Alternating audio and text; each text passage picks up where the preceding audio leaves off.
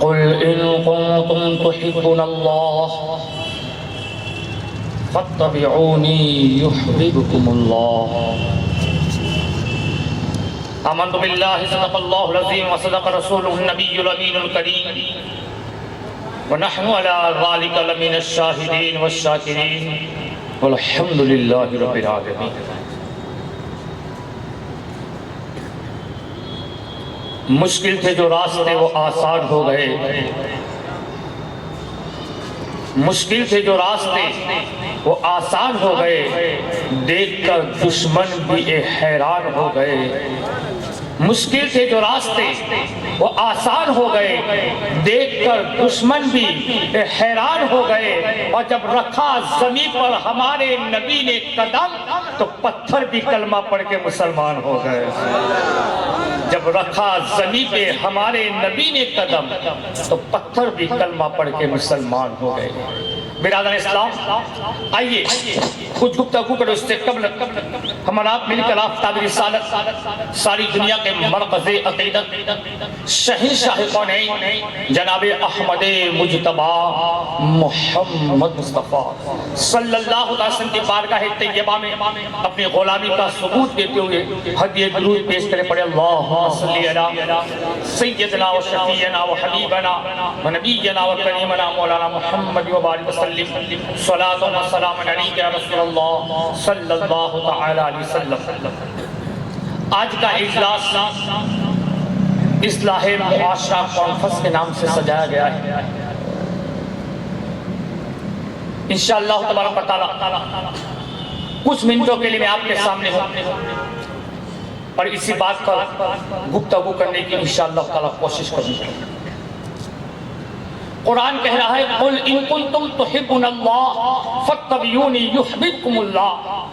قرآن کی اس مقدس آیت کریمہ کا سادہ اور سیدھا ترجمہ سماعت فرما لیجئے. میرا رب کہہ رہا ہے اے محبوب فرما دو کہ اے لوگو اللہ کے محبوب بننا چاہتے ہو، اللہ کے نیک بندے بننا چاہتے ہو، اللہ کے محبوب بننا چاہتے ہو تو فاتبعونی یحببکم اللہ. مصطفیٰ کی اتباع کر لو، نبی کی فرما برداری کر لو، نبی کی غلامی کا پٹا اپنے گلے میں ڈال لو، رب تمہیں اپنا محبوب بندہ بنا لے گا. اب میں آپ کے سامنے ایک بات بتا رہا ہوں کہ انسان دو چیزیں ایسی ہیں جو انسان کو بدلنے میں بڑی مشکل آتی ہے. انسان اسے بدلنا بڑی مشکل کرتا ہے. ایک ہے انسان کی عادت اور ایک ہے انسان کی طبیعت. انسان کی عادت بہت جلد نہیں بدلتی، اسی طرح انسان کی طبیعت بھی بہت جلد نہیں بدلتی. جیسے کہ ایک ہی ماں کے پیٹ سے جنم لینے والے دو بھائی بھی ایک مزاج کے نہیں ہوتے. ایک ہی ماں کے پیٹ سے جنم لینے والے، ایک ہی ماں سے دودھ پی کر بڑے ہونے والے، ایک ہی باپ کی چھتر چھایا میں پلنے والے دو سگے بھائی بھی ایک مزاج کے نہیں ہوتا. کوئی گرم ہوتا ہے، کوئی نرم ہوتا ہے، کوئی غصے والا ہوتا ہے، کوئی ٹھنڈے دماغ کا ہوتا ہے. کیوں؟ کیونکہ انسان کے اندر ایک بات فطرت آ جاتی ہے، انسان کے اندر ایک عادت آ جاتی ہے، انسان کی جو طبیعت میں آ جاتا ہے وہ بدلتا نہیں ہے. بڑی مشکل ہوتی مسلمانوں. مگر میں آپ کو بتاؤں کہ مصطفیٰ کی غلامی کسے کہتے ہیں کہ نبی کی غلامی میں انسان اپنی طبیعت اور اپنی عادت دونوں کو بدل دے اور مصطفیٰ کی عادت پہ اپنی عادت کو قربان کر دے، اسی کو غلامی مصطفیٰ کہتے ہیں. میں آپ کو بتاؤں کہ حضرت انس بن مالک رضی اللہ تعالیٰ عنہ کسی کے گھر دعوت پہ تشریف لے گئے تو گوشت کے کٹوروں میں سے اپنی انگلی ڈال ڈال کر کچھ تلاش کر رہے تھے. پوچھنے والے نے پوچھا انس کیا ڈھونڈ رہے ہو؟ تو انس نے کہا کہ میں گوشت کے کٹورے میں کدو کے ٹکڑے ڈھونڈ رہا ہوں، کیونکہ میں نے مصطفیٰ جل رحمت کو اسی طرح انگلی ڈال کر کدو کے ٹکڑے کو ڈھونڈتے ہوئے دیکھا ہے، بس مصطفیٰ کی ادا کو ادا کر رہا ہوں. سبحان اللہ، سبحان گویا اللہ. کہ اپنی طبیعت کو بدل ڈالا. اب وہ نہ دیکھا کہ کدو اچھا لگے گا کہ نہ لگے گا, کھانے میں انگلی ڈالنے کا میزبان کو اچھا لگے گا کہ نہ لگے گا, وہ نہ دیکھا, مصطفیٰ کی ادا کو دیکھا, اپنی ادا کو بدل ڈالا. مسلمانوں یہ ہوتا ہے. اسی طرح آپ نے یہ بھی سنا ہوگا کہ ایک جنگ کے موقع پر مولا علی رضی اللہ تعالیٰ عنہ کسی دشمن سے جنگ کر رہے تھے, اور جنگ کرتے کرتے حالت یہ آ گئی کہ مولا علی دشمن کے سینے پہ سوار ہو گئے. مولا علی دشمن کے سینے پہ سوار ہو گئے. اب علی کی تلوار تھی, دشمن کی گردن تھی, گردن اڑنے ہی والی تھی کہ دشمن نے مولا علی کے چہرے پہ تھوک دیا. دشمن نے جو سینے پہ علی تھے, جو لیتا ہوا تھا, اس نے علی کے چہرے پہ تھوک دیا. اب حال یہ ہونا چاہیے کہ جلال آ جانا چاہیے, اور علی کا جلال تو بھی جلالی ہے مسلمانوں, کیونکہ علی اگر کسی کو دیکھ لے ایک نظر سے تو سامنے والا اس سے تھر تھر کانپ جاتا ہے. اب علی سینے پہ ہو, ننگی تلوار ہاتھ میں ہو, اور دشمن علی کے چہرے پہ تھوک دے, مگر علی اس کے سینے سے اتر گئے, اس کے سینے سے اتر کر اس کو چھوڑ دیا, اسے معاف کر دیا. کسی پوچھنے والے نے علی کو پوچھا, علی آخر وجہ کیا تھی, دشمن کے منہ پہ تھوک رہا تھا, تو چھوڑ رہا تھا.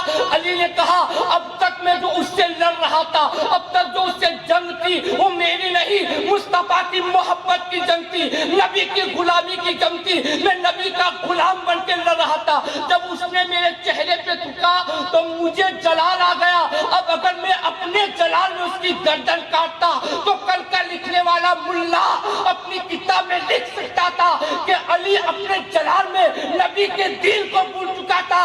تاریخ والے لکھنے والے لکھ دے کہ علی اپنے جلال کو مصطفیٰ کی محبت پہ قربان کرنے کے تیار. سبحان اللہ. یہ ہوتا ہے طبیعت کو بدلنا, ایک ہوتا ہے عادت کو بدلنا, اور یہ نبی کی غلامی بھی ہو سکتا ہے. مسلمانوں اگر ہم اپنے آپ کو نبی کے غلام کہتے ہیں تو میں سوال کر رہا ہوں کہ ہم نے اپنی عادتوں کو بدلا ہے, کہ ہم نے اپنی طبیعتوں کو بدلا ہے, کہ ہم نے اپنے مزاج کو بدلا ہے. ہاں ہم اپنے آپ کو نبی کا غلام کہتے تو ہے, ہاں ہم اپنے آپ کو نبی کا ماننے والا کہتے تو ہے, مگر کیا ہم نے اپنی زندگی میں کبھی مصطفیٰ کی ادا پہ اپنی ادا کو ڈالا ہے؟ نبی کے پیار میں کبھی مصطفیٰ کی سنتوں سے پیار کیا ہم نے؟ نبی کے عشق میں ہم نے کبھی نبی کی محبت سے پیار کیا ہے؟ ابھی میں نے کسی بزرگ سے ایک بیان میں بات سنی تھی کہ ایک مسلمان ہوائی جہاز میں سفر کر رہا تھا, داڑھی والا تھا, اسی کے پاس میں ایک یہودی آ کے بیٹھ گیا. تھوڑی دیر جب ہوائی جہاز استھر ہو چکا آسمانوں کی لہروں میں, تو اس نے یہودی نے مسلمان سے سلام دعا کے بعد کلام کرنا شروع کیا اور پوچھا کہ بھائی مولانا صاحب, کیونکہ داڑھی والا تھا تو اب تو ہر داڑھی والا مولانا ہی لگتا ہے, تو اس یہودی نے بھی اس سے کہا مولانا صاحب مسلمانوں پہ دن میں کتنی نمازیں فرض ہیں؟ وہ مسلمان تھا, کہا 5 وقت کی نمازیں فرض ہیں.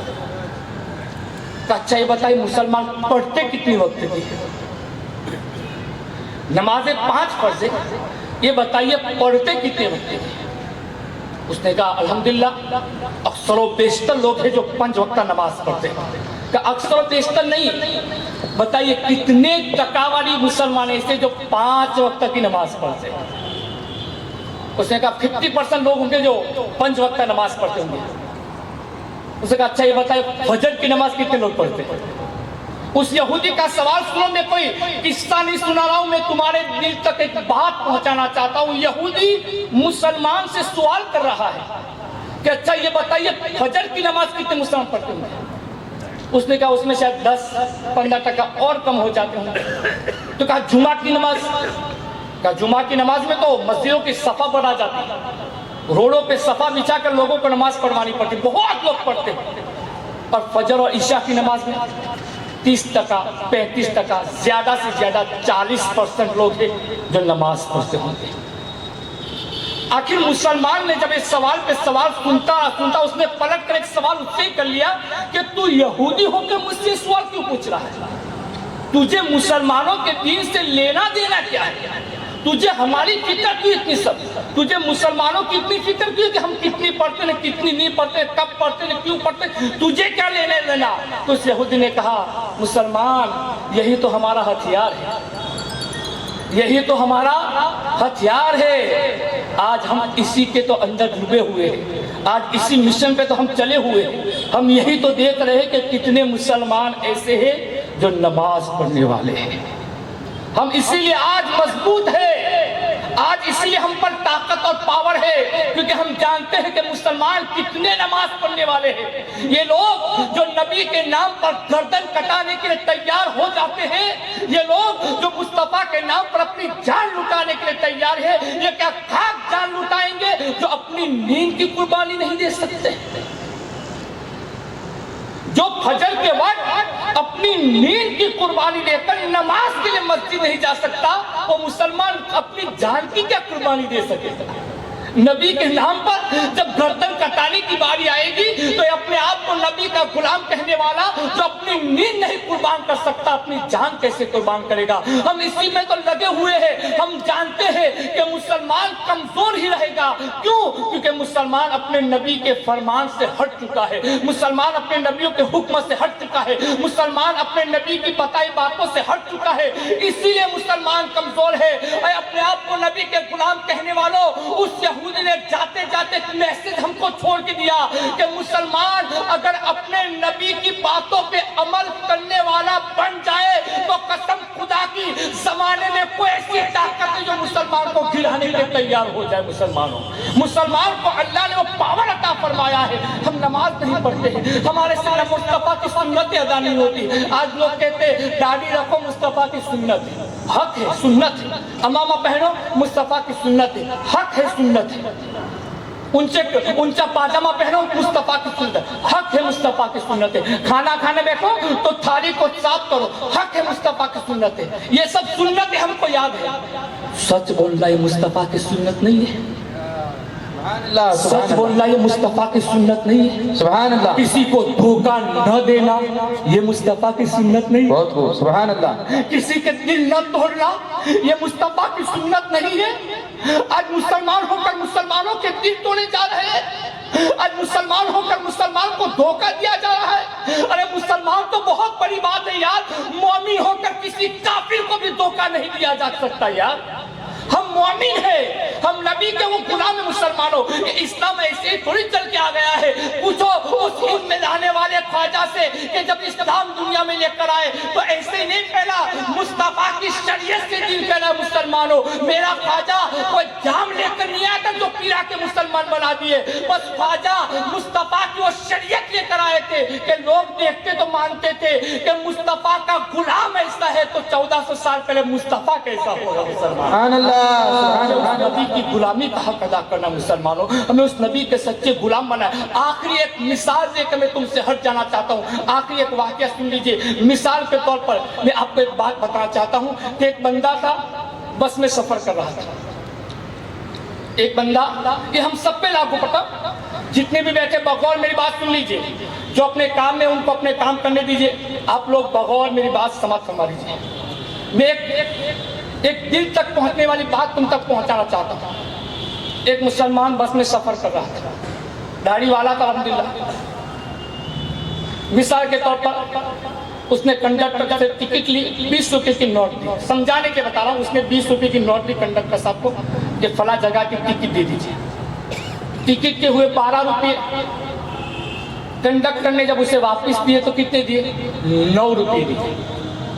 آنے کتنے چاہیے تھے؟ 8 روپے. ٹکٹ 12 کی تھی, 8 آنے چاہیے تھے. کنڈکٹر نے 9 دیے.